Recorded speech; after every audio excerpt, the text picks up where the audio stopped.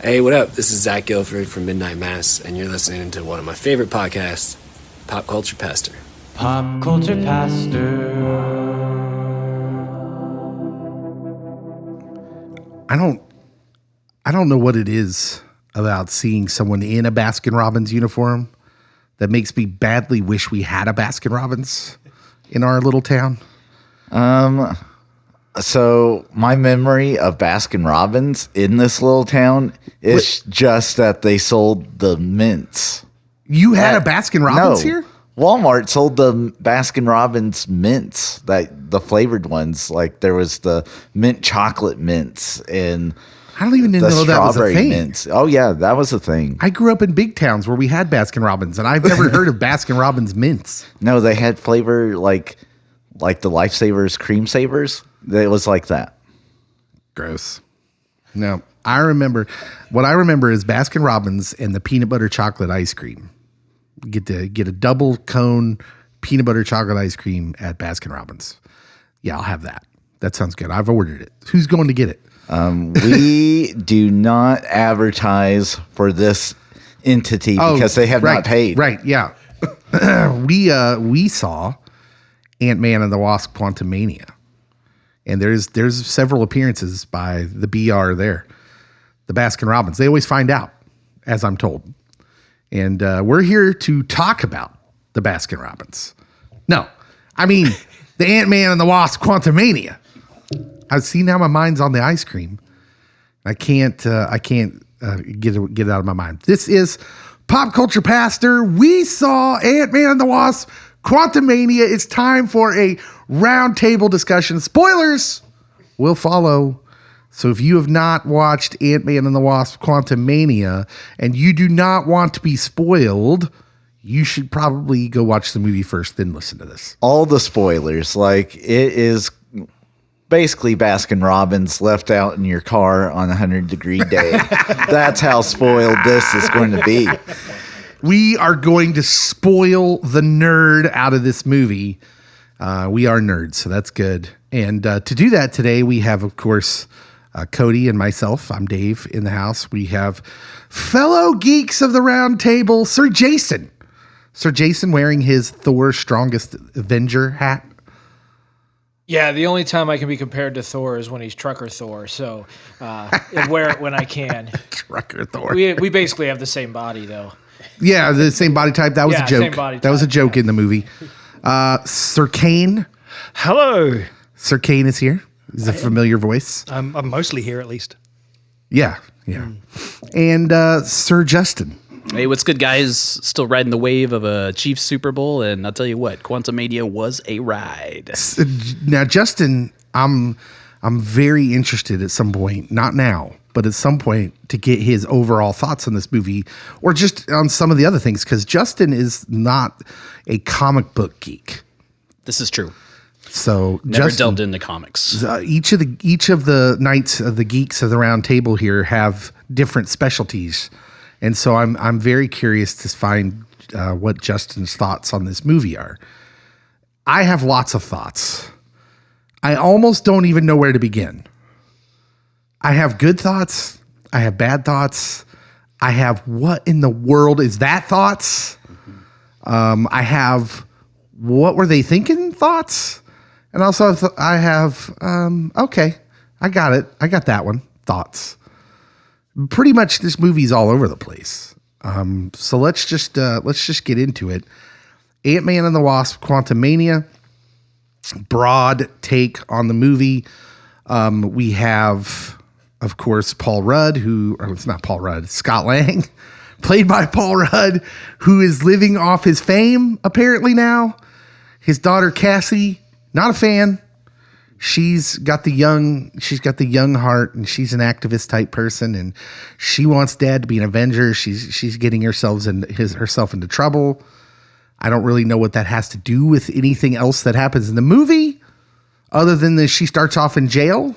That's how we first come to see her in the movie, and I guess there's supposed to be some emotional arc there, but it doesn't quite pay off. Cody's shaking his head no. Cody? Nope. It doesn't pay off? Not at all. And I'm really upset that they replaced the actress that played Cassie Lang before. Let me ask you a question. Serious question. Okay. Does any arc pay off in this movie? There's one. Okay. All right. Don't tell me yet. Don't tell me. Is it MODOK? No, not him at all. Is it the goo guy that wants holes?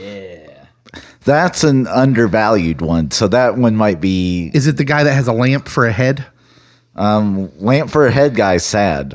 Yeah, he doesn't make it. Spoilers. Yeah, I love the goo guy. I'm here for the goo guy. Oh my goodness. Okay, we're getting ahead of ourselves. So they have a family meal together. They get and there's this conversation that leads to this idea that a few of them were studying the quantum realm together, much to the chagrin of Scott and Michelle Pfeiffer, Janet Van Dyne. I'll stop calling them by their actor names. Should we just call her Catwoman? Would that help? Sure. Yes. No. Yeah. Point the mic a little bit more at your mouth there. It's aiming up. Sorry, my chair's a little low, so I'll sit tall. All right. Yeah. And so in all this, they decide to show the two that were out of the loop here this little project she's been working on to basically map out the quantum realm. And that's when you see all the stuff in the trailers, which, where they get sucked into the quantum realm. And that's where this movie kind of begins. The first half of the movie has this kind of like absurdist Star Wars vibe. Is that a good way to describe it? Absurdist Star Wars? I was going to say, at times, I thought we were on Tatooine. We might have been at Mos Eisley for a little bit. Like, there was a lot of heavy Star Wars feel and vibe going on with the scenery within the quantum, if you will. Yeah. And I got to say, the different vibes in the movie kind of put me off. Because the first half of the movie is like, kind of Star Wars, absurdist Star Wars. Then Kang shows up. We finally get Kang because he's pretty much not in the first half of the movie. And then the vibe of the movie changes into your more standard revolution, like it's your standard rebellion versus the bad guys type story, which is very much not absurdist Star Wars. It's just kind of Star Wars. And and listen, are there even any MacGuffins? We meet Bill Murray for 5 seconds. There's all sorts of CGI. There's a big fight at the end, and the good guys win. Essentially, am I missing anything in the broad sense? Janet starts to tell them the stuff she hadn't told them before about this guy who she's abandoned, left trapped in the quantum realm, who's Kang and is not a good dude.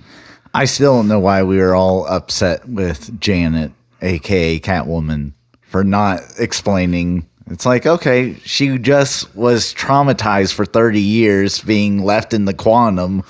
Yeah.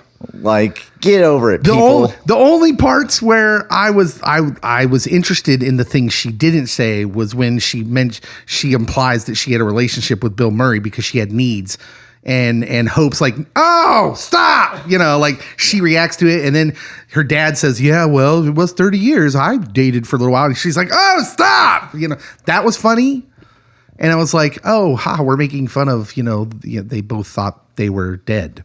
That she was like, oh, yeah, they were on their own for 30 years and thought the other one was gone to them. That's hilarious, but it actually was kind of funny. So, I mean, really, that's kind of the gist of the movie. I looked at the running time, and I was like, 2 hours and 5 minutes, really? It didn't feel like that long, or did it? I feel like it felt really long. I was going to say, in fact, almost like we had even more movie than there was left. Like, I felt like there was tons of movie coming.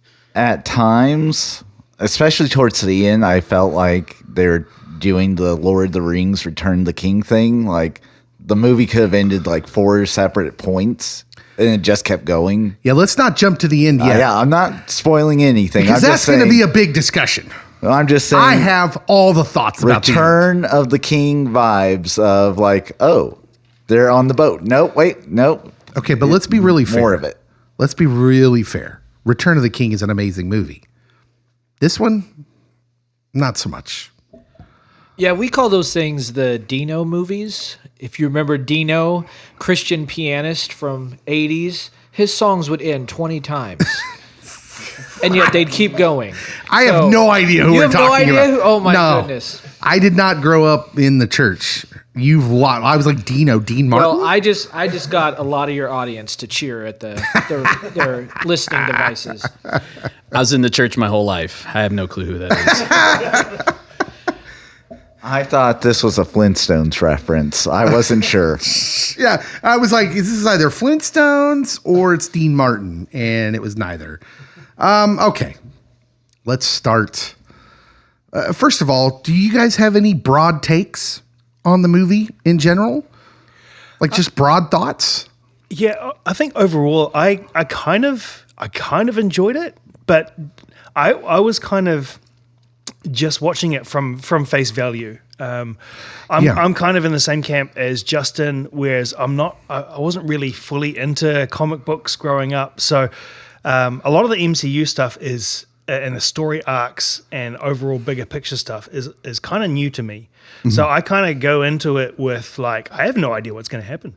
Okay. I have seen one of the trailers in passing, but that is it. I haven't explored any of the online stuff, so I just going in and just seeing it. I think this is going to be a common theme with this movie because my kids loved it. Mm-hmm. My kids love this movie. I saw it twice. The first time I watch a Marvel movie, the comic book geek in me just wants to get into the story and kind of enjoy it. And then the second time I watched the movie today, just before we record, I go in with a more critical eye and try to build off the things I felt, the first time. And I think this movie will be more enjoyable for the less comic book knowledge you have, the more enjoyable you will probably find this movie. I think that would have been a similar thing to Thor: Love and Thunder. I think if you had less comic book knowledge, you were more apt to enjoy Thor: Love and Thunder. But this one, especially younger people, I think this will appeal to without comic book knowledge. I have a feeling that the further we get into the MCU, that's going to be more and more the case. As they kind of take more and more liberties, it's going to appeal to those who don't know how the story should go. Yeah, and I want to be real clear. I've got some critique for this movie, but if you go back, I don't know, a handful of pod episodes where we talked about IP, where we talked about this struggle that they're going to have now. Because here's the deal. Because Marvel has put out 30 movies or whatever, and they hit the pinnacle in Infinity War and Endgame, they're in this weird position of like, hey, we can't just make Infinity War and Endgame every movie. We've got to tell different stories. Otherwise, half the audience is going to get burnt out. But here's the problem. The other half of the audience doesn't want different stories. They want the same story over and over again. You're really splitting once you've gone so far, and Star Wars, I think, experiences this because half of Star Wars fandom loved Andor. Why? Because it was different. It didn't have Jedi. It was political. The other half hated it. Why? Because it didn't have Jedi. It was political. They don't want that. Like, what I'm saying is I think once you go so far with your intellectual property, you're going to have a hard time satisfying everyone. You're like, I guess you're not going to be able to do Endgame again. That's my guess. You're not going to be able to satisfy everyone. And so remember that when I get to the critique, because there were things I liked about this movie, but there were also things that I'm not going to lie, I kind of hate. And I'm in a weird spot.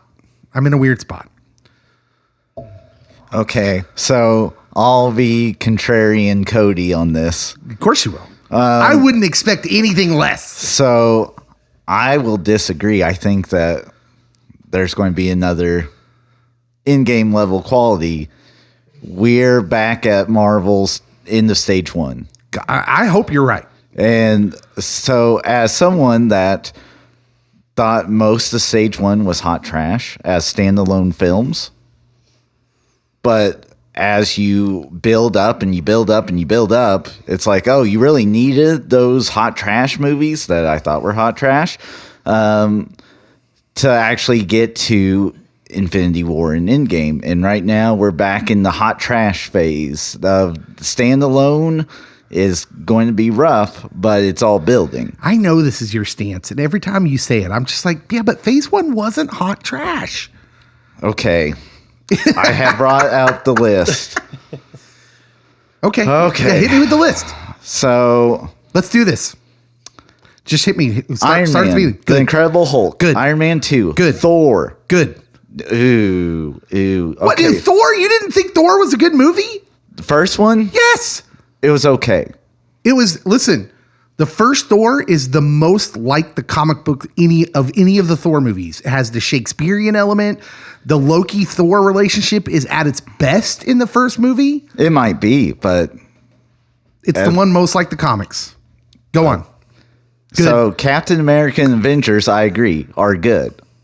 You liked Captain America First Avenger. Oh yeah, loved it. Okay, so this is Loved weird it. because that's usually one of the least popular Phase 1 ones. It shouldn't be. Yeah, and I agree. I love Captain America. Because, so for me, the Iron Man franchise, we're getting into it. Jurassic Park franchise. Oh, come on. But reverse order. Come on. Reverse order it. Like, Iron Man 1 is Jurassic Park 3. Iron Man 2 is Jurassic Park 2. And Iron Man 3 might be the best out of all of them. I won't argue with that. And so, yeah. But I also at this time am comparing it to what would be like the Godfather trilogy of comic book movies, and that's the Dark Knight trilogy. Oh my gosh. Here we go. It's high art versus just a popcorn Yeah, flick. like, look, we went through this. I know. With the best comic book movie tournament we had last year. Dark Knight is great. trilogy. Okay. The second movie, the Dark Knight movie, is great, but it has major narrative holes. Much of that movie does not make sense, but it's good. I'll give it that. The first one is okay-ish, but like, look, it's good, but it's no different than Iron Man 1. It's set up mostly. It's Godfather 1. And then Godfather 2 is, of course, Dark Knight's good. The Dark Knight. And then Dark Knight Rises. This is Godfather 3. That I agree with. Okay. That's trash. So you went into an Ant-Man movie hoping for Godfather, Dark Knight type movies. Is that... It is a popcorn flick. Yep. No, I'm saying that, like, you can't say that Marvel makes these, like, tremendous things. It's not high art. Okay. And so when I give my critique, I'm giving it a high art critique. Okay, I challenge you to go back and watch Captain America Winter Soldier, though, which is like one of the first movies of Phase 2. Again, I love the Captain America series. Like, if you took it out of Marvel, I'd be afraid to go back and watch Winter Soldier right now. Ooh, because it would like highlight just how empty this movie is. I mean, Winter Soldier has it all. There's real stakes. It's intense. It has moments of levity. There's comedy in it. Yeah, I don't disagree. I said Captain America is like the outlier of all the Marvel franchises. Okay. Even like, remember in the early movies, people didn't like Avengers Age of Ultron. They like when that came out, they were like, there was some disappointment. Avengers Age of Ultron makes this movie look woof. I don't know. I don't want to bag on the movie that much. I don't want to, because there's some good things. So let's, does anyone have any other broad takes? Any broad takes on the movie? Justin? I mean, broad take. It's a Marvel movie. It's fun. It was exciting. Everyone goes into it, I think, with that overview. Like, I'm gonna go have a good time. Like, I'm gonna enjoy the things I see. You know, some of the CGI is gonna be great. The action's gonna be good. You're gonna see, you know, characters that you're fond of and characters that you find out new and stuff. And like you said, a lot of Marvel is building. So I mean, I think that's what you're saying. Like, a lot of people can just go into it and enjoy it. They're not worried about the background. And I think there's definitely things. It was fun. It's a fun movie. I even thought like Thor: Love and Thunder was fun. It was fun. And then just because I didn't like it doesn't mean I can't point out that, hey, I understand a lot of people would have a good time with that movie. But this one's an Ant-Man, so it kind of works a little better, in my opinion. Like, if you're going to be absurdist and funny, it should be in an Ant-Man movie. Well, and it was Paul Rudd. And it's Paul Rudd, right. If you're a Paul Rudd fan, it's kind of a home run. So the humor for me is not super off-putting in an Ant-Man movie as it is in a Thor movie. I agree with that. Not that I don't want any humor in a Thor movie, but it should be like, spaced out with the real stakes. Yeah, and with it being almost exclusively in the quantum realm, you could really take, you mentioned absurdist. Yeah, there's a lot of absurdist things, but that works in Ant-Man in the quantum realm. Yeah. And it makes it even more fun. Yeah. Okay. So I think we've got the broad take out of the way. Let's go around the table and let's talk about what's good. Cody, what's good in this movie? What's the stuff that you identify that is good? That we are in a Jonathan Majors sense. Jonathan Majors. That's really all you need to know about this movie is Jonathan Majors. Yeah, he is. Steals every scene. Yeah. I found myself the second time viewing, like, why did they wait so long to put him in this? Like, you get this little flash of him at the beginning, the flashback. And once he pops up, the whole tone of the movie changes, which I don't know is necessarily a good thing. Could be good, could be bad. I don't know. But it changes because of how much gravity he brings to the role, which is good. Mm-hmm. Maybe narratively speaking, if it changes the whole tone of the movie, maybe you just wanted to make a different kind of movie. I don't know. I was under the impression that Ant-Man Quantumania was going to have a different tone. But the first half of the movie feels like an Ant-Man movie. I think you got to ease into the new tone because I think this sets up a lot of future movies and things. So Jonathan Majors is great as Kang the Conqueror. We've already seen him as He Who Remains in Loki season 1 finale. And ever since that finale of Loki season 1, this is what we've been waiting for. We just wanted more Kang, more variants, more Jonathan Majors, because he was, I by far, I felt like the most engaging thing about the Loki series. Like, I love Loki, but that episode was so subversive, first of all. Like, no one would have ever guessed that that's where that show was heading. Like, it was just a shock. And then that they spent the whole episode just basically in a conversation. And they pull it off, much because, Tom Hiddleston and Jonathan Majors are amazing. And then, of course, the lady who plays Sylvie was good as well. But yeah, Jonathan Majors is fantastic. I have no complaints about Jonathan Majors. Any thoughts? Jason, what do you think? What else is good in this movie? Yeah, Jonathan Majors is incredible, and he was as He Who Remains as well. And this is a very different tone and style. And even in this movie, where he starts in the flashbacks to where he ends up is just incredible to see the differences and how he brings that to the table. One of the things I really thought was incredible was just the visual you're watching on screen, being in the quantum realm, all the creative ideas that they had and how they pulled them off. Some characters looked a little more cartoony, but it worked for what they were going for on those characters and the backgrounds. And I just thought it was super creative in how they pulled it off and the different feels, and you knew, okay, we're in a different place of the quantum realm now than we were before, and you didn't have to be told where we're at. You just know this is different. Yeah, it's a weird place. Yeah, and as far as that goes, I was comfortable with the absurdness of it. Even like some of the characters being really cartoonish, I was fine with that. Yeah, and I think that'll make it for some younger viewers. We'll draw them in a little more, specifically in the first half of the movie. Kane, what's good? I like the scale and the scope. Like you in the quantum realm, you kind of get it's the whole universe within a universe within a universe. It just feels so large, even though you're down in the quantum realm. It's literally another universe. It's like another dimension. But I think that they had the scope and the broadness of that come across really well, building on the CGI and just great environments and just crazy stuff. I will say, I think it's really courageous of them to say we're gonna place a movie that takes place entirely in something that we'll have to do CGI for.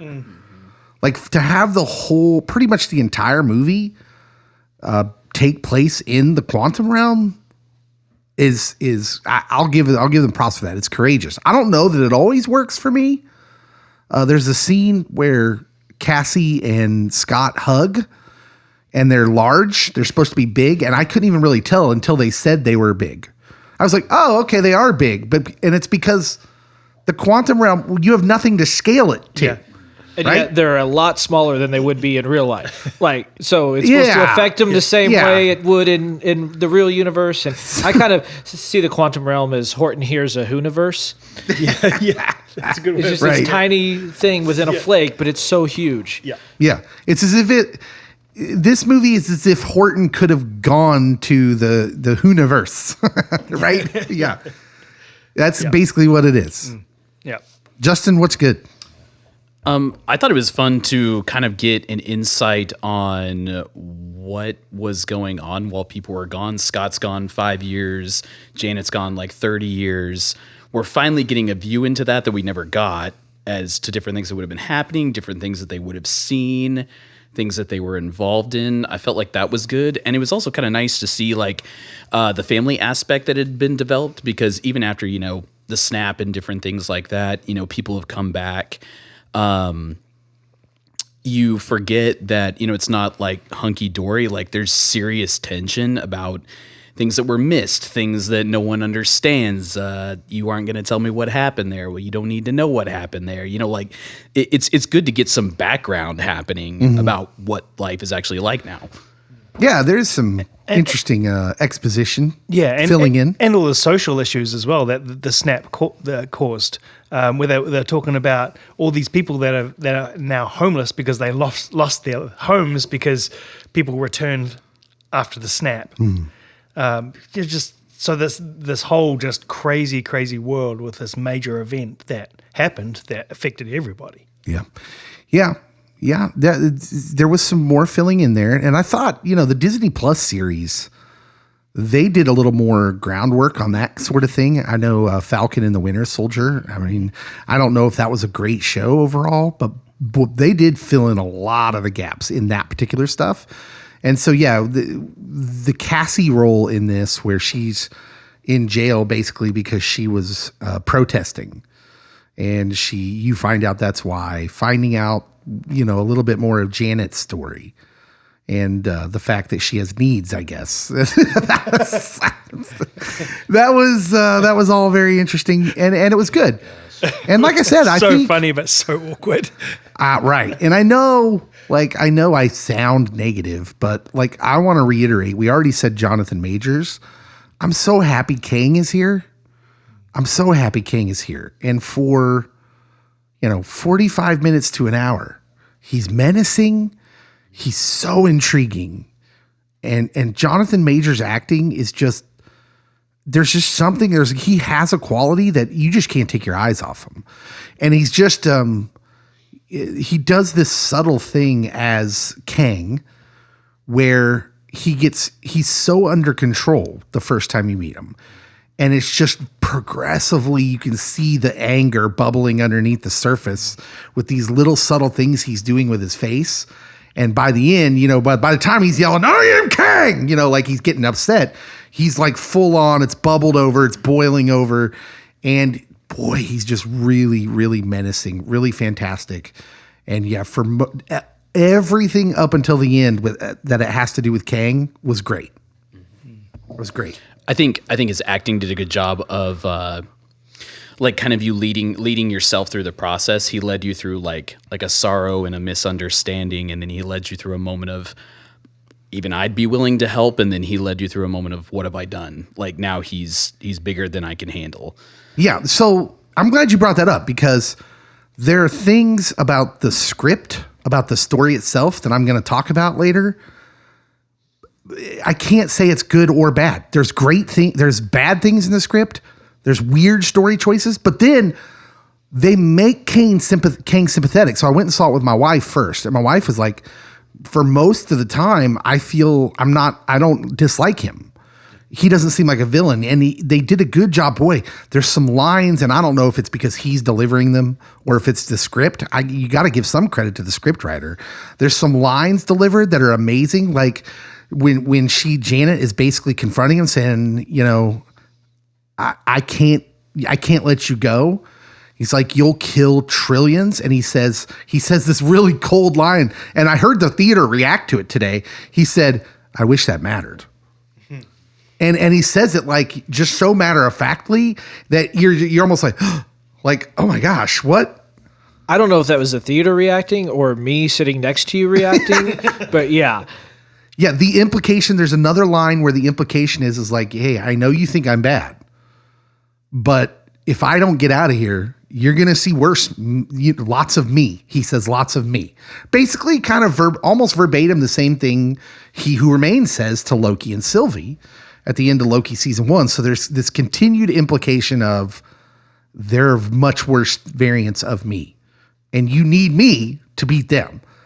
So for the longest time, you're like, okay, I'm not totally opposed to this guy. Like I want to believe him. But yeah. So there's good things about the story too. I don't want to act like I want to make that clear before we get to the bad stuff. Any more good stuff? I'll just say that the villagers that find Scott once he gets to the quantum realm, they're fun. I like them. The guy that has no holes, but you can drink him and Drink the goo. The goop guy with no holes who's fascinated with people's holes. I'm now going to have to teach my teenagers that if people are chanting that, you don't drink the goo. I do have to say that was that I did enjoy I don't even know what you call them, the natives of the quantum realm. Yeah, the mind reader guy. The mind reader guy. So that's William Jackson Harper from The Good Place. Yeah. The only complaint about that is, why would you waste him on a throwaway role? Like that dude. So the rumors were that dude was up for Reed Richards, to which I would have said yes. Like look, normally I get a little nervous when we start race switching because I'm on, if you're going to do it, I want you to do it for the right reasons, not just tokenism. But with that guy, I'm like, that guy deserves a big role in the Marvel universe because even in his little bit role as the telepath, he was awesome. He's hilarious. He's engaging. Maybe in a different multiverse, he will be Reed Richards. Maybe. Because John Krasinski is most likely out. So yeah, he's not though, because he's this guy. He's Quaz. Well, in this one, again, we can be 1,000 different people. Evidently, no. Then you'd get confusing. You'd start confusing people. Well, I'm just saying we've already cast John Krasinski once as Reed Richards, right? And we're going to cast someone else as Reed Richards, and then we're going to cast someone else. Okay, there's some things you don't know yet about Reed. I'm just saying. Did you know there's a council of Reeds in the comic books, much like a council of Kangs? Yeah. Did you know in the comic books Kang is a descendant of Reed Richards and Dr. Doom? Did not know that one. Did you notice in the end credit scenes that the Kangs were all filling the stadium using the same disc thing, or not disc, but the rectangular thing that Reed used in Multiverse of Madness? Yes. Yeah. Good. I'm glad you did, because that's caught important. That one. That's very important. And Reed and Kang have more in common than you think. So, but all the Kangs pretty much looked alike. They all look like Jonathan Majors. Anyways, that's neither here nor there. We're getting ahead of ourselves. Anything else good? Okay. Now we got to move on to the next category. Okay, I'm ready for this one. You're ready? Oh, you want to go first? Oh, yeah. Okay. I'm all in on this. All right. What's not so good? Cassie's speech to motivate everyone to rebel, that was hot trash. Like, I would have just stayed home. Serious question. Is Catherine Newton, the actress in this movie, hot trash as a whole? She might be my loser of the movie, as in she is my loser of the movie. I think mostly. Why would you recast that part?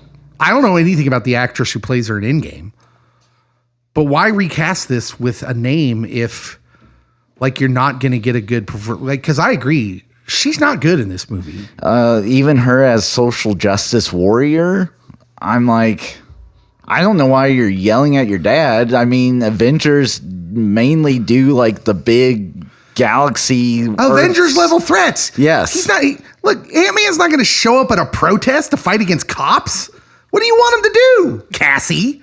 Yeah, I was over it. That was script, though. That's script writing. Even her teenage angst was annoying for all the wrong reasons. Her speech to her dad, her speech to the people to come and fight the rebellion, her speech to MODOK. Oh my goodness. Don't go there yet. It was hilarious. But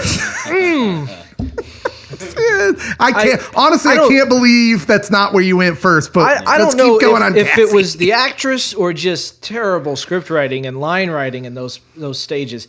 There was nothing about Cassie Lang that made me think, "Ooh, I want to see more Cassie Lang in the MCU." Yeah. Is that look? That's a problem because you're clearly trying to set up the Young Avengers. That's who that is. Cassie, I want to see a lot of the other Young Avengers. The Hawkeye girl, Kate Bishop. Patriot, who would be the young black man who was in Falcon and the Winter Soldier, the grandson of Isaiah. He's a young Avenger. Wiccan and the two kids of Scarlet Witch, they're young Avengers. Ironheart? Wiccan and Speed, I think. Is Ironheart is a young... Yeah. So, like, they're clearly setting that up, and it's a problem if one of them has a main feature in a movie and they're not interesting. Not engaging. Yeah, the biggest part they gave to any of them was really not good at all. In fact, a personality black hole. Yeah. What? Whoa. Okay. Wow. Now, serious question. Is it her fault or is it the script? Because I'm going to let me just say something. Paul Rudd is underwhelming in this movie, in my opinion. And I know that's not his fault. But Paul Rudd is kind of, Well, yeah, he's so magnetic. How do you make someone that's magnetic? So I think we'd be remiss if we didn't at least put some of this on the direction in the script. Yeah, that would probably be my my biggest gripe about the movie is that Paul Rudd is so funny always. Like he is so engaging, like you say, so magnetic. But in this movie, he has a few one-liners, he has a few funny things that he says, but it's not to his normal level of just absolutely captivating and just outlandishly hilarious. Yeah. I feel like half the movie he's gone because like he's just that underwhelming in it. Yeah. And seriously, it's a problem. I'm going to say, to answer your question, I think it's both, that the acting for Cassie and the script writing / direction weren't great for her character. Yeah, I don't really know Catherine Newton. I don't know that I've seen her in anything else. So yeah, I can't really make a judgment on her acting as a whole, but she's not good in this movie. That's what I do know. I feel like it touched on a lot of things that parents struggle with, like a kid just randomly complaining about you all the time. And you're just like, wow, like that cut deep. Like, what's your problem? Like, I'm taking you somewhere. I'm doing these things. But I think it was a Janet movie. I mean, Paul Rudd was completely eliminated. And any moment you forgot about like Janet or something else happening, someone was like, wait, you know Janet? And it's like, that's like what everybody said. They're just like, oh, you know who Janet is too? Mm-hmm. And that shoved everybody out of the light. I feel like Michelle Pfeiffer is the only other actor besides Jonathan Majors who doesn't look below par in this movie. Mm-hmm. I think Michelle Pfeiffer was good. Even if she doesn't really have a lot to do except play like this kind of angsty, like PTSD kind of role. She played a lot of coy in her character. Like, I know what's going on, but I can't tell you. And she did that very well, but it was kind of that flat line of this is what's happening. And you're right. You go into a Jonathan Majors, Paul Rudd movie thinking, oh, they're both going to knock it out of the park. And that relationship, whatever it is within the movie, is what you're going to take away. And you kind of take away man, I kind of didn't like Paul Rudd or Scott Lang in this movie because he didn't really do anything. And Michael Douglas, I had to ask you if he was CGI. I really was that really Michael Douglas in this movie? Because wow, that was weird. But yeah, okay. Let's talk about MODOK. Yes, please. You mean the mechanized organism designed only for kidnapping? MODOK. Don't you mean Darren? Oh my god, Darren, right? Okay. Giant floating baby head. Let's start off from the comic book reader version of this. What is that? What is that? That is not MODOK. They completely repurposed the character of MODOK to make him Darren Cross, basically. So Darren Cross, who was Yellow Jacket in the first movie, you find out pretty quickly that MODOK is the person he is now. I guess if you can call him a person, because he's been kind of, I guess his head didn't shrink, but the rest of his body did shrink. And then Kang saves his life or something. Listen, MODOK in the comics is a creation of advanced idea mechanics. He's like an AI. He's not a real human being. They did the Anakin Darth Vader thing. Like, it's sort of him, but it's not really him. And now he's dark. And when you see pictures of him in the comics, his face, you can tell is humanoid-ish, but it's contorted. He's really evil looking, he's kind of monstrous looking. In this, it's just a warped face that looks just so off-putting. It's when listen, the first time I saw this movie, people laughed out loud when he unmasks. Because you're just so like, what is this? And that was so off-putting. I can't even tell you as a comic book reader my full thoughts on that because I'm just so stunned. I'm so stunned they did. Like, it could have just been Darren Cross. You could have had him in like some sort of suit where he was unrecognizable. Why make him MODOK? MODOK doesn't have anything to do with the quantum realm or what it is in the comics, the microverse. Like, he doesn't have anything to do with this world. And I thought it was interesting that we did a one-off with this character. That he's done. Yeah, MODOK is kind of like a cult kind of favorite too. There was a cartoon voiced by Patton Oswalt that was kind of funny. Like, people like that character, and you just demolished it. My daughter turned to me halfway in the movie and she's like, kind of reminds me of like Mr. Electro and Shark Boy and Lava Girl.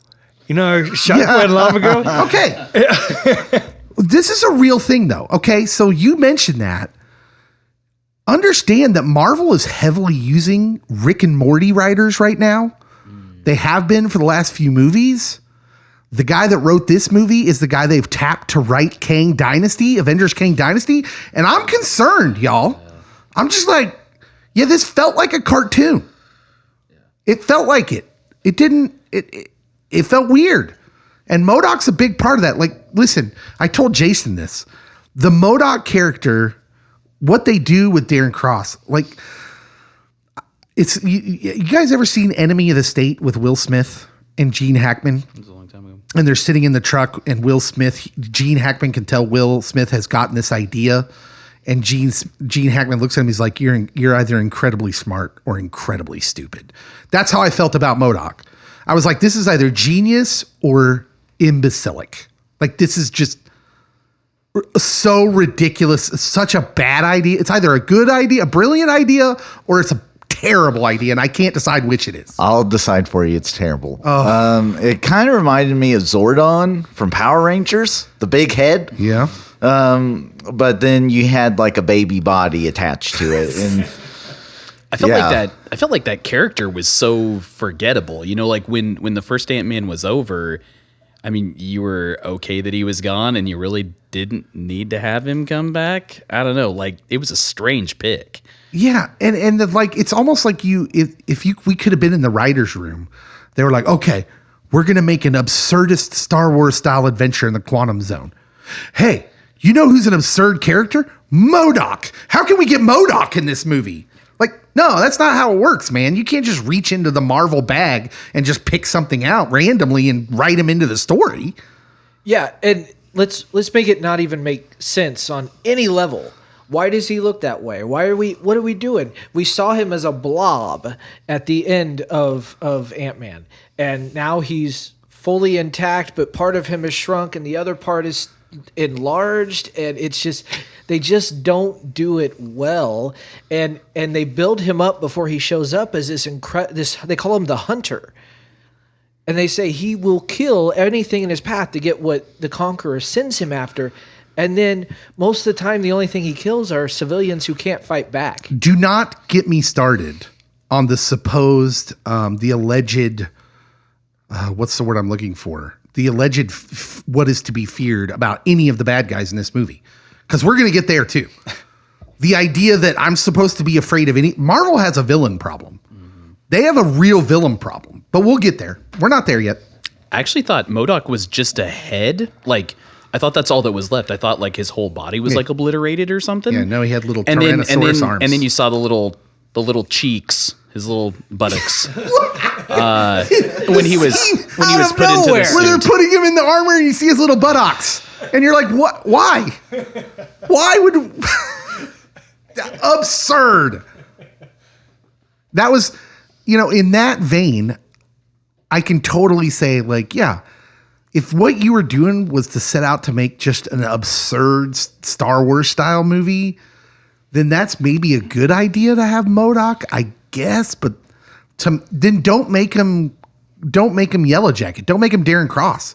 Just make him a Kang creation, because that's what he was in the comics. He's not a human. He's a creation. And it's just mind-boggling. He looked more like a quantum realm creation than a human, which would have been a better direction to go. And his turn at the end, spoilers, his turn at the end is so unearned. I was just like, why? Why would he? No, he hates these people. In my experience, nothing makes a person who's set on what they're doing and why they're doing it turn more than a teenager scolding them. Like, that will get you every time, Dave. I don't understand what's going on in your head. Apparently, all you need to do to change the heart of a person who hates you is to refer to him as a slang term for male genitals. Once you do that... Well, not just once. You have to do it multiple times because it's funnier that way. And it'll make them cry and then make them change who they are completely. Yeah. And he suddenly realized, I am. Like, wow. He was being a Richard through that point, but then you get the motivational stylings of Cassie, and then boom, you are turning around 180. It's happening. So, that's how it works, Dave. So MODOK's a mess. He's a solid gold mess. The narrative is a mess. Let's talk about the end. I do not know how you expect anyone to go with, this is the main villain of Phase 5. This movie introduces, he's Kang the Conqueror. This is the one that all the other Kangs exiled because he's so bad. And yet he gets put down by the ant family. The movie ends so weirdly. Like, it's all Kang until, like, it's almost like happenstance. And they're like, oh, never mind, Ant-Man wins. And Kang's gone. And you're just like, wait, what did you just do? This is the main villain for Phase 5. They had undone about 45 minutes of development. Mm-hmm. And I get it. It's Ant-Man. I get it that, ants are supposed to be like 6 times stronger than humans per their mass. But like, no, you don't have him go out like this. The Deus Ex Machina of the ants who were previously lost in the quantum realm to explain it in one line. Well, like, actually, they were in a different part of the quantum realm, so they've been here for thousands of years and they've evolved. That was the Deus Ex Machina. That was like some Andromeda strain level Deus Ex Machina right there. I'm not sure what any of those words you just used are, but that was ridiculous. As you said, so we all fall through the same hole into the quantum realm, but the ants go through this extended period of time while falling through, and while they're doing that, even though they've been here the same amount of time, they've evolved much further than they have in thousands of years on Earth. No, he said 1,000 years. Yeah, he said they've been here 1,000 years. And I was like, well, how long have they been on Earth? They didn't evolve that way on Earth. Yeah. And it just made no sense to it.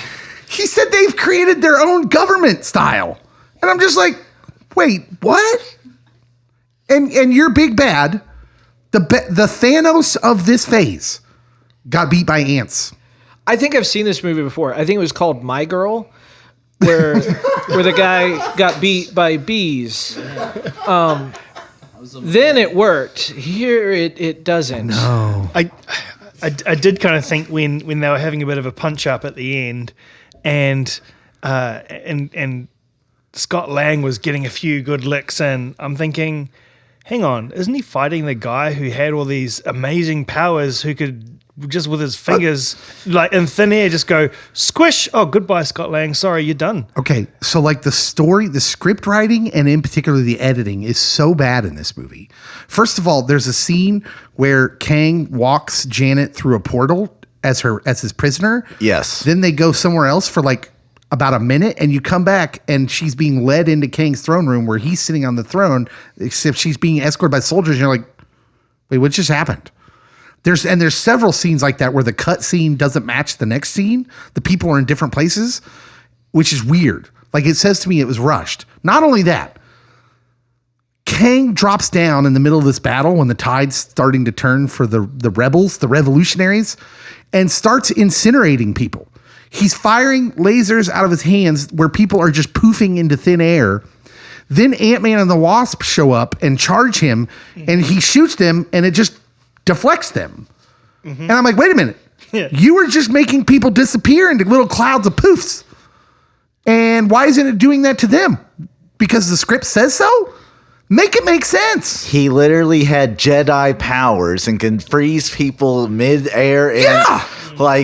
They weren't powered. So TLDR, let's get it out there. Kang looks like he has powers and magic, but it's all tech. Yes. He just has way, way, way future tech. Because he's seen the end. But you're changing the tech midstream so he doesn't kill Ant-Man. Because if you really had Kang fighting Ant-Man, he would kill Ant-Man. Easily. That's the problem with this movie. It's like when Disney got a hold of lightsabers and they weren't like fatal anymore. You know? Yeah. You got scratches from them. Darth Maul's getting cut in half, and he shows up in the Clone Wars or whatever show that was, Rebels. Merely a flesh wound. Yeah, right.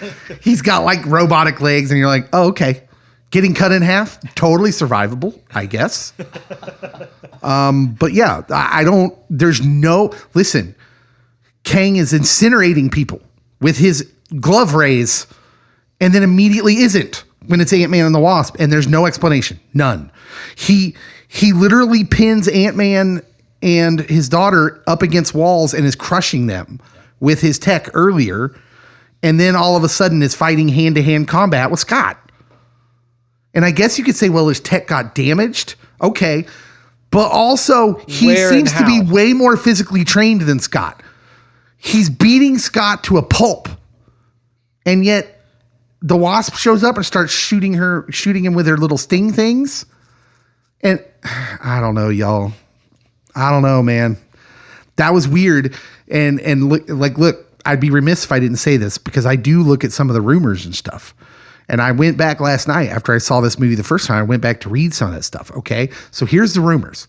The rumors are that they tested, this is not the original ending to the movie. They tested it like, a month or two back, and it didn't test well with audiences. because the audiences were like, I thought we were seeing an Ant-Man movie and Ant-Man loses. So the original ending, allegedly, Kang gets away, gets into the multiverse, and that's the end. And in this movie, it's like, first of all, he wins, I guess, sort of. Kang disappears, gets blown up or into something smaller or some, I don't know, the tech, I don't know, you can't follow the science. He gets blown up, they win. They look like they're going to be stuck in the quantum realm, but no, Cassie reopens a portal with no explanation. That part was trash. That was absolutely trash. Like, look. No, I'm not going to say that part yet. We're going to save that part. I honestly felt as it was happening, I'm like, ooh, are they going to have Ant-Man lose and like be stuck here and like Kang get away? And that would have made the most sense. I was loving it. And then all of a sudden it's like, oh, anyone could beat up Jonathan Majors now. And yeah, now he's gone. And yeah, we're winners. Maybe. It depends. Say 100%. I think it must be just the American, like census, what goes over best because we want to feel like the good guy won. It was also very good that, they had Scott Lang go, did we win? I don't know. Wait, we didn't just win. Was that good? I feel like that good? I feel like or was it cringe? I feel like it was their cringe moment of trying to rope you back in. This is why but I feel like 100% he needed to lose. We needed to have that Star-Lord moment where he goes, "Oh my gosh, did we just lose?" Like, yeah, they needed that. That end where so the end starts like the beginning of the movie. He's walking down the street and he's like, the happy music's playing. Hi, I'm Scott Lang. Yeah, I did this. I'm an Avenger, and we won. Or did we win? Did we not win? He's like expositing all this as if like, that's what makes me think this wasn't the original ending of the movie. They panicked when it didn't test well. They changed the ending, and then they had to have Paul, but understanding that Kang is the big bad of this whole phase. And so they had to do this expositing in his thoughts to make it all make sense, even though it doesn't make sense. It doesn't make sense at all. They built up, you see it in the trailers, but they built up not just in the trailers, but in the movie to that one line of, I don't have to win, we just both have to lose. Yes. And then as soon as he says that line, I'm like, all right, let's find out how he gets them both to lose. He totally wins. And then he wins. Within 30 seconds, it seems like. He totally wins. The gravity of that line is so cold. It's so cold-blooded, which again makes me feel like they changed the ending. Yeah. And it's with the other lines that were so great. Like, you have this incredible moments of this script writing, and then you have complete characters that are just like, what are they doing here? Why are we supposed to care about them? And why are they the ones being giving these expository rah-rah speeches, and we're giving them nothing to use? Yeah, it's wild. It's wild. I know it feels like we're railing on this movie, but I'm actually somewhere in the middle. But it's just, so the good parts were good, but the stuff they get wrong, they get drastically wrong. Yeah. Like, that's what pulls this movie down.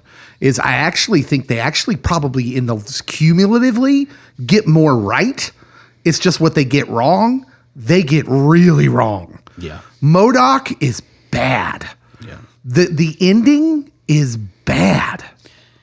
I mean, I would never want to lose Ant-Man, but I feel like in that moment, it almost would have been better for him to die and Kang survive and be like, what a waste. And it just continues. Hold on to that. We're going to get back to that in a future segment. You're right. They're hitting like singles and doubles all throughout the movie. Like, you're like, there's some real good consistency, but when they swing for the fences, man, they're just missing. Yeah. Anything else bad? Do we got anything else that's not good that we want to point out? Or was that it? Cody, the short use of Bill Murray. Like, I don't even know why you had him in the movie. That was so strange. But again, it almost looks like I have to believe there was more of him in the movie. And then maybe they react to his bad press that he had in the last 6 months. Then just cut him completely out of the movie. Because what you get is just like, oh, hey, it's Bill Murray. Oh, hey, he's dead.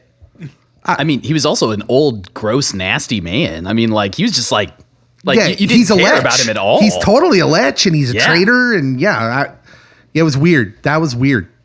But they waste a lot of people. Like, I could say the same thing about William Jackson Harper. You have really talented people in these just tiny little roles that were like, no, man, expand those guys. Less of Cassie, more of William Jackson Harper. Yeah, I was wondering if I missed something because it appears to me, dies, and then he's there at the last scene, and no explanation of where he came from, how he got there. Like, you left him laying there, looks like he's not breathing, and then all of a sudden he's back to interpret what people are thinking. Yeah. Yep. The other bad thing about this movie is there's no Michael Pena. There's no Luis. This movie needed some Luis. Yes. You're already making an absurdist movie. Why couldn't he have been just present for their little family dinner and got sucked into the quantum zone? Maybe he's off doing his own thing. He gets separated like the ants. Maybe he's off with the ants. His comedic relief would have been great. Oh, man. Yeah. It needed some more Luis. Okay. Let's move on. The We Got Spirit Award. Did the movie have biblical references, allusions, or themes? I mean, the one thing that I kept seeing was like, it seemed like there were moments of sacrifice for someone else. Like they were willing to jump back in and just, maybe a little bit with Scott just saying, like, we both have to lose. There was just a little bit of sacrifice. I totally disagree. There's no sacrifice. Well, it was what they were attempting, I think. Yeah, maybe. But it's not what it happened. It seems like it's what it's headed for. But that's what my problem with the end. So we'll just combine this with the greatest story ever told award. Is there any characters that follow a Jesus-like story path? And the answer is no. No. Because there is absolutely nothing sacrificed. Scott gets pummeled so much so that Hope, when she holds him, he's yelping in pain. Like he's got broken bones, right? He's broken. And then the next time we see him, he's strutting down the street and everything's fine. He has like 3 scratches on his forehead. Nobody dies. Nobody gets hurt. Nobody dies except for the dude with a lamp for his head. But you can't feel emotionally attached to a dude with a lamp for a head. I did for a brief moment. He was one of my favorite characters in the movie. I really feel like what this movie, if they change the ending, what the movie is failing on is they needed to lose in some way. Now, that could have been Janet dies in a moment of sacrifice. Yeah. What about Hank? Like, are you telling me that Janet and Hank Pym have a larger purpose for the ongoing story of the MCU? No. Let one of them sacrifice themselves. I'm not counting on Michael Douglas, who's 78 years old, to be in many more of these movies. And some of the people who are like the more woke, I don't like using that word, but the more woke variety, I've noticed it's always when the sacrifice in the MCU lately, it's always the ladies. Black Widow, it's always the ladies who die. Well, so I was like, even if it was the Wasp, I mean, have someone sacrifice themselves, but that wouldn't have been popular because I'm just like, why is it always got to be her? I really thought they could have been courageous here and been like, have Scott suffer the same fate of Kang. Because clearly Kang is not dead.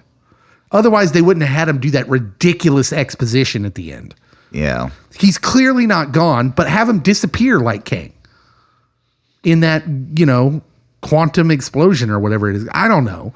But there's no sacrifice whatsoever.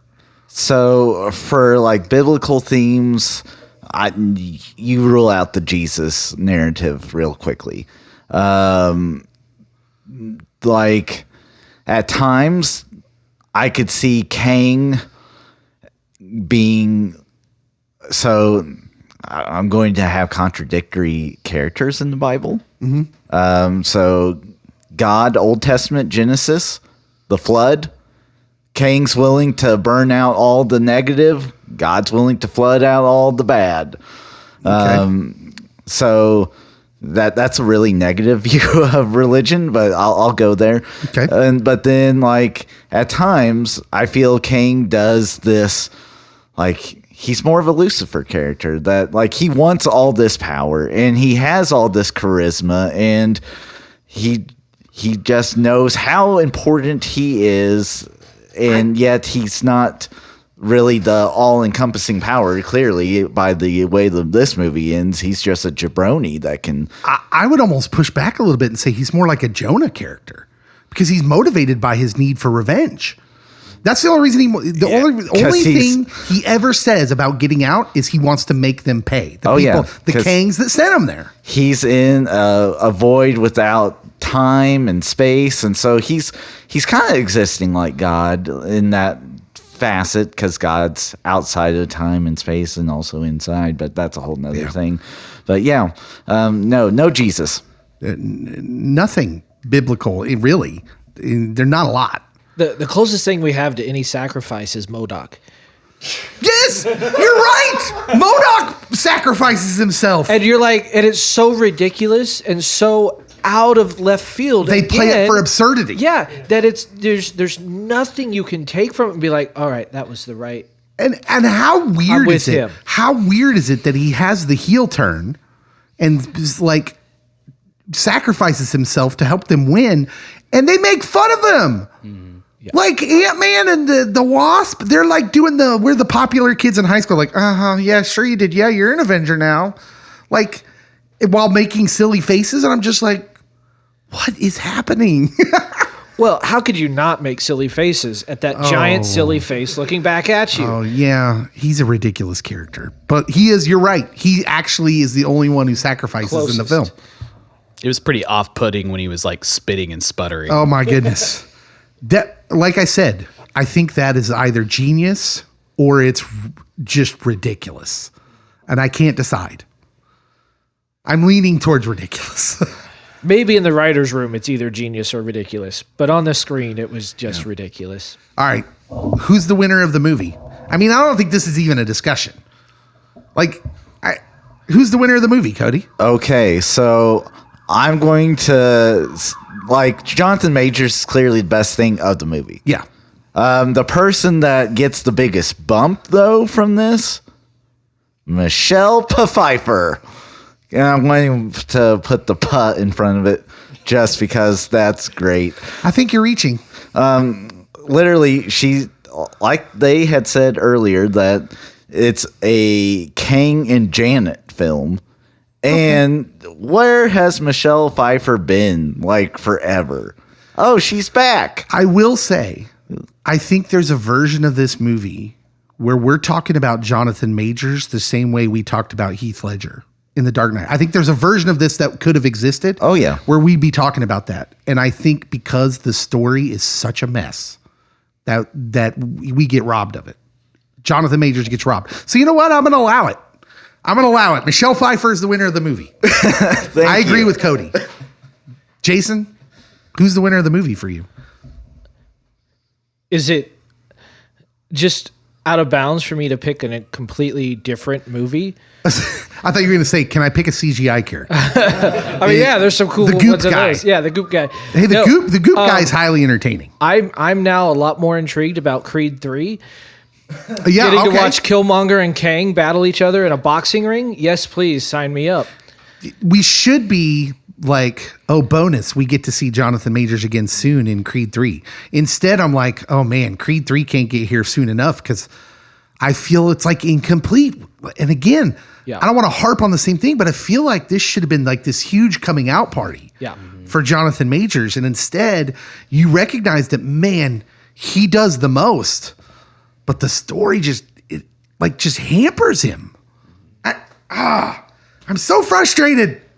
What do you guys, winner of the movie? Yeah, I think Jonathan Majors, he's so captivating, this movie, like, and so commanding. And yeah, there's issues with the script and the storyline and the inconsistencies, but when he is on screen, he's got such a captivating demeanor that he's got my vote. That's a good word, captivating. He is, man, he's captivating and magnetic. When he's on screen, you just can't take your eyes off him. Yeah, I think it's unanimous. Jonathan Majors. Not unanimous. For sure. Cody picked Michelle Pfeiffer. I said that Jonathan Majors is clearly the best part of the movie. I feel Michelle just gets the biggest bump. I feel like Pfeiffer does do a good job also. I'd also like to throw in Quaz. Listen. I liked his character, and Broccoli Guy wasn't bad. William Jackson Harper as Quaz. I'm just sitting here going like, why didn't he have a bigger part? Yeah. Why is he not in the movie more? He's the best part about outside of the Ant family and Jonathan Majors. He's the best part of the movie. Bar none. My winner of the movie, clearly, I'm going to go with Jonathan Majors as well for all the things we've already said. Who is the Go Get 'Em Next Time award Who puts in the most disappointing performance? Who's the loser of the movie? Cassie. Cassie Lang, played by Catherine Newton, who they recast. They literally recast Cassie to be this. Is she known? What else has she been in? Do we know? You tell me. All right, I'm looking it up. I'm hitting the button. She's been in Detective Pikachu. Oh, that's a fun one. Paranormal Activity 4, which, when you make 4 of them, I think it's just normal activity at that point. I have only seen the first 2. She was in Blockers with John Cena. She was in the Supernatural TV series. She was in Big Little Lies on HBO. Little Women in 2017. She was in a Julia Roberts project, Ben is Back. She was in Bad Teacher. You're making up stuff. Cameron now. Diaz in 2011. Yeah. I mean, she's a young up-and-coming actress, I guess.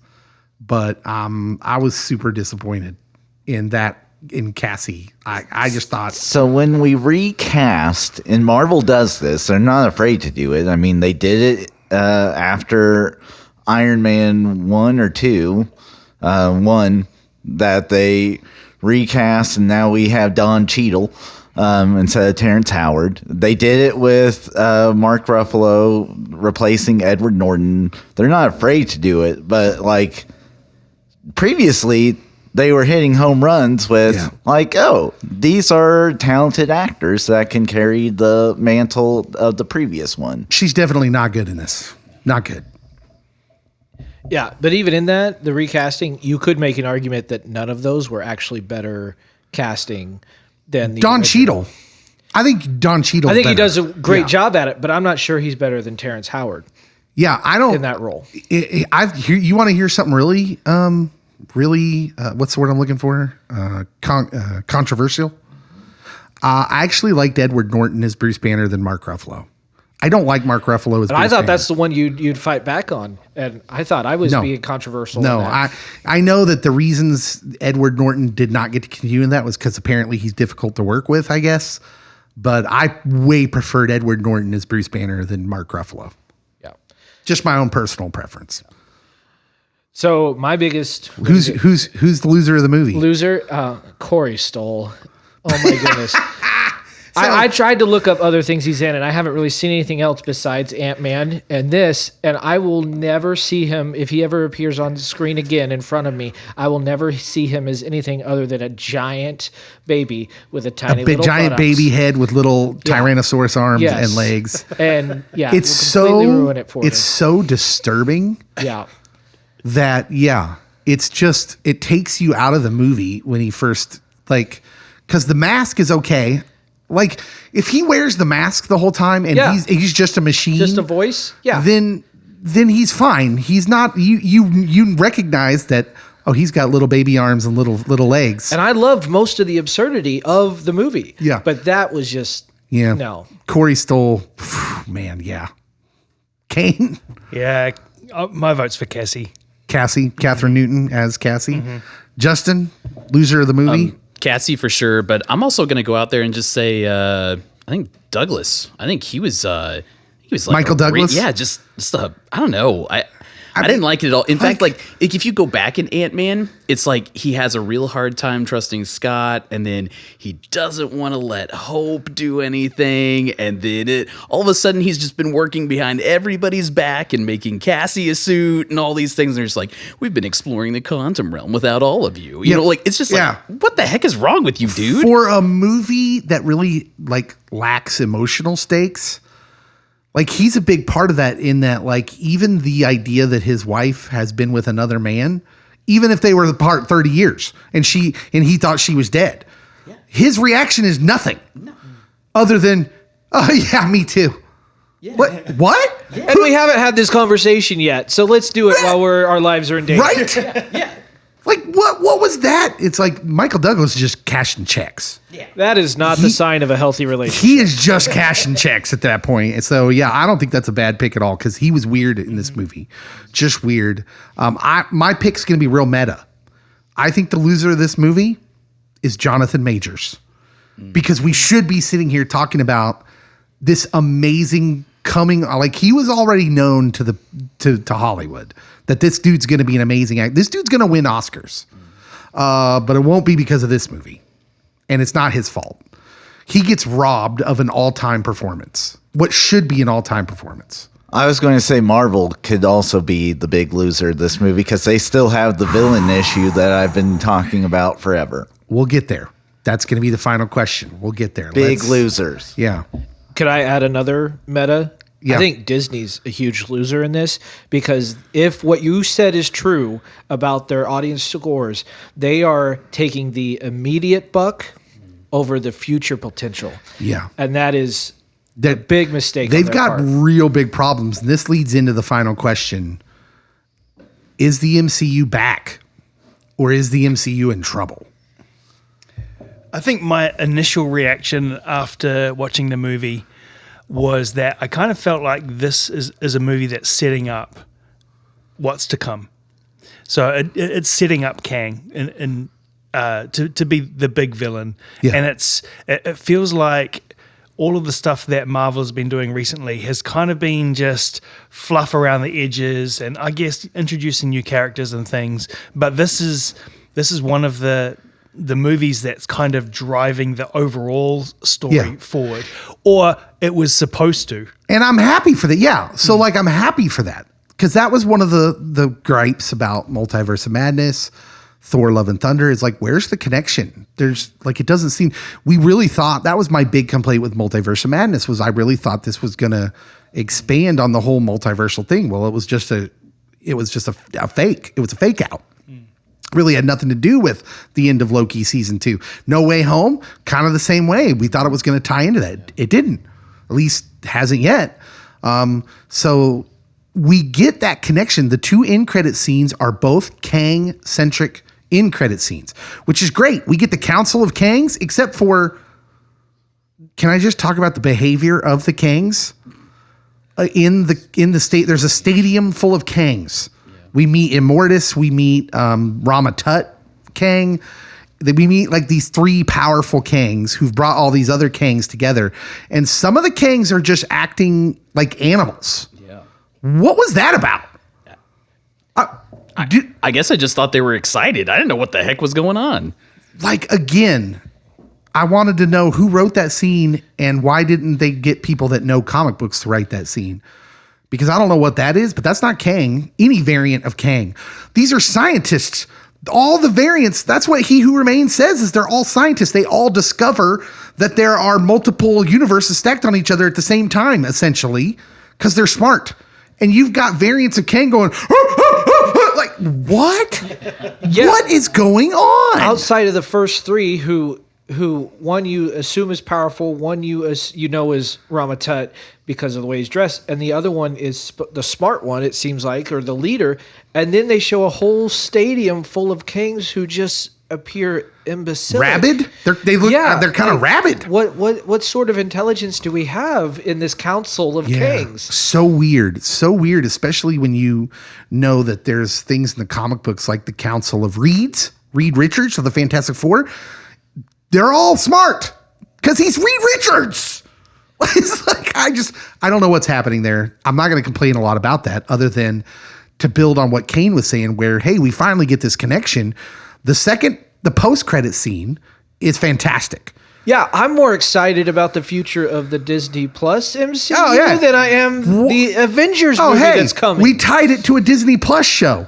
Well, imagine that. What a novel idea. That was great. I was like, oh, fantastic. We got Loki and Mobius. This is perfect. I saw that and I was like, wow. Yeah. So, yeah. Is the MCU back or is it in trouble? They definitely have a villain problem. There's a villain problem. Kang the Conqueror, I'm assuming he's not dead, but you certainly haven't made him very capable by the end of this movie. I mean, he gets beat by Ant-Man. It's a joke in the whole movie. He says, "Are you the one with the hammer?" He says he's killed Avengers and that it all just blurs together after a while. And then he gets beat by Scott Lang. What? No stakes. I literally forgot that he said that he's killed Avengers. He's like, "Are you one of them that I've killed?" And I'm just like, oh yeah. And I can't help but think about Gore. in Thor Love and Thunder. This was my major complaint about Thor Love and Thunder is you take the deadliest villain in the Thor library and you turn him into someone you never have any idea that you think he can win. There's never any time in Thor Love and Thunder where you think, oh, Gore has a chance to beat Thor. No.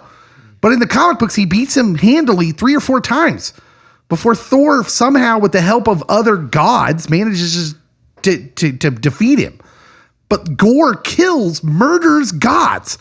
Here you have Kang who says, I murder Avengers, and we see no sign of it. There's just no proof. Do you think it's like what Jason said? It's just like a product of our culture, and it's just that feeling of like, well, I mean, we never lose, so always got to feel good, always got to get the win. Like we couldn't handle an ounce of peril going on. Now you just sound like a Chiefs fan. Oh wait, me too. Anyways, yeah, I don't know, man. They're definitely not back.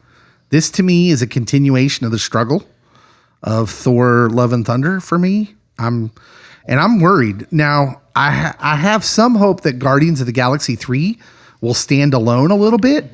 I don't think it's going to be super connected to the overarching story at large, which means I bet James Gunn was able to do the movie he wanted to do, which I think is going to be probably pretty good. Okay, so I'm like, now it's contrarian Cody for the rescue. Okay. I think MCU never left. I think they're going through phase 1, phase 2, and now the world has adapted to my viewpoint. When I was watching phase 1, phase 2, and everyone's like, oh, I'm so excited. This is great. It wasn't great. You just got to see the characters you had been dreaming of your whole life on the silver screen. Now we don't have the big reveal characters except for Fantastic Four and X-Men coming into the MCU. That's what the next like hoorah is for the MCU fans, because we haven't seen them in that realm. But like, you hadn't seen a good Captain America, you hadn't seen a good Thor until then. And so now we're back to we're building. We're going to have an in-game moment. Don't worry. I'm worried, bro. I do think that you're correct. Guardians 3 will be completely separate. It'll probably have some tie-in, but still, I think you're going to get a lot more fanfare being more positive on that one, even though I expect a lot of deaths. Yeah, I actually think that one will be emotionally weighty, and it's probably going to feel really weighty compared to the last couple Marvel movies. And then I think the 2 movies that you will see uniting for, because you have said, I don't think that we'll ever get IP where people will just be universally, I love this. I think that we'll get it when we get Deadpool with Wolverine. And I think we're going to get it when James Gunn's Superman comes out with the DC. Because we haven't gotten a good Superman movie with a whole generation. Oh, boy. You're making a bold call, my friend. Who made Guardians a household name? What was his name? Oh, James Gunn? Who's writing this Superman? James Gunn. Who's directing this Superman? James Gunn.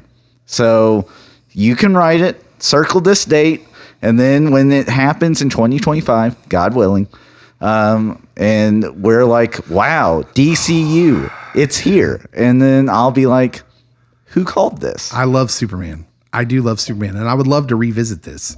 And right now I'm just like, dear 6-pound, 7-ounce baby Jesus, just let me live long enough to see Superman. A good Superman movie. I do mostly agree with what Cody said. I do believe that they're building, and they had to reset some things, and now they're rebuilding towards some big things, including Fantastic Four, X-Men, all these things that are coming, all these things that we know are coming. Will there be an MCU left? I do have a slight concern, not because I don't think Guardians is going to be a great movie. I'm highly anticipating it for all the reasons everybody is. But if that's their big, hey, we're back, but the guy who's responsible for this is now over there. Yeah. that could be a problem with the MCU.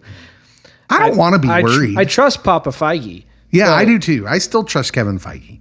I don't want to be worried, but I do feel kind of like the geek version of Skip Bayless. I feel like these last movies have turned me into Skip Bayless, the geek version of Skip Bayless. I'm sitting here just like I must sound like I'm kind of grouchy. Like, look, I still had a good time watching the movie. I'll be your Shannon Sharp. All right, man. All right. You're welcome. Kane and Justin, what do we think? Is the MCU back? Are they struggling? Is there stuff? Are we worried? What's going on? I think they're flirting with the line. Like they're trying to get there. I feel like they're getting tripped up along the way. I think I'm with Jason. I think they're building. I think we're building towards something giant that we're not there yet, and we are seeing just kind of like the bones basically. But they're also flirting with the line of like just crashing and burning. Yeah. Kane, you get to end it. Yeah, I think they're building, but yeah, like Justin said, they're flirting with the line. It's starting to get a little bit dicey in places. I think if Guardians underwhelms and the Marvels, which they just delayed till November, which doesn't strike me with a lot of confidence, if the Marvel's not good, they're in trouble. I mean, they got some big problems. Like, listen, Disney has kind of just been in a world of fluctuation anyway. Star Wars is a mess. Star Wars is a mess. Even with a good, what some people thought was a good TV show in Andor, they haven't had a movie in years.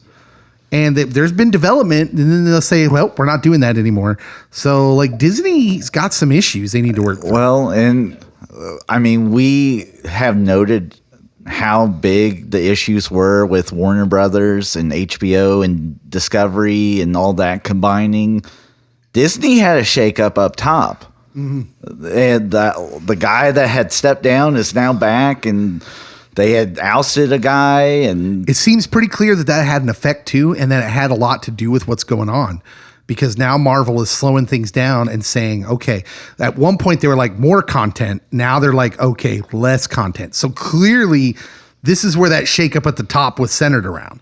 Someone was like, we need more greenbacks, more content. And then they put out She-Hulk and someone screeched on the brakes. It was like, whoa, how about less content? We make it good.